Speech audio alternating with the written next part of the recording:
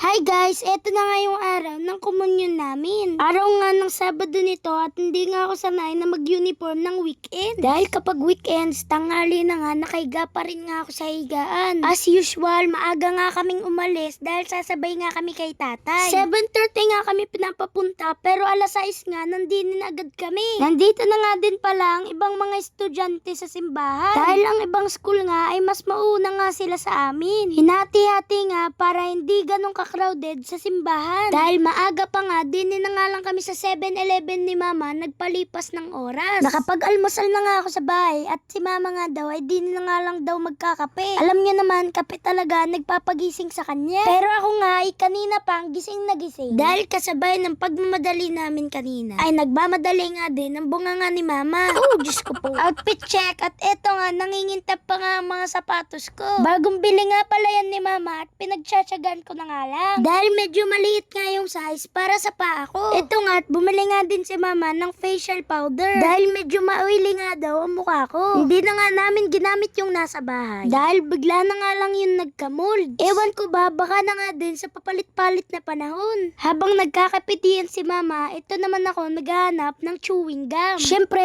agang-aga, dapat naman fresh ang hininga. Baka naman matanong ako ng katabi ko kung anong inalmusal ko. Medyo isang oras nga din pala kami maghihintay dito. Kaya eto nga, prina-practice ko nga yung guide namin sa misa. Hindi naman nabago to sa akin dahil nagsisimba din naman ako noon. Pero syempre, babasa-basahin na nga din natin. Eto naman si mama, busy-busy nga din sa pagbibilang. Diyos ko, papalapit na ng papalapit ang Pasko. Ay wala pa atang naiipon na pambigay sa mga inaanak. Guys, alam niyo ba yung trending na friction? Alam niyo ba, hindi nga namin yun magawa sa bahay dahil rough nga ang pader namin. Kaya eto nga, tinesting ko nga sa pader ng 7-Eleven. O disclaimer lang ha, wala akong nagasgas diyan. Eto nga, tuwang-tuwa nga kami dito ni mama dahil napadikit nga namin ng piso. At eto nga, tinesting na nga din niya. Malapit na nga ang oras at eto nga, tinatanong ko nga kay mama kung paano nga ang tamang paghingi ng ostya. Naturo na nga ito sa amin sa school. Pero gusto ko nga masigurado kung tama ang ginagawa ko. Lumakad na nga pala kami diyan ni mama papunta sa simbahan. At eto nga, nandito na nga din ang mga klase ko. Hindi pa nga ako nakakalapit sa kanila. At may taga-ibang school na nga agad ang nakakilala sa akin. Alam niyo ba guys, kahit hindi na ako ganun kadalas mag-vlog, ay hindi pa rin nga nawawala yung aking mga ibang tagahanga. Salamat po sa inyo dahil hindi po kayo nagsasawa sa akin. Eto nga at pinapipila na nga kami at medyo kinakabahan nga ako diyan. Naakala mo naman talaga pinapila sila para sa tulian. Nyaro!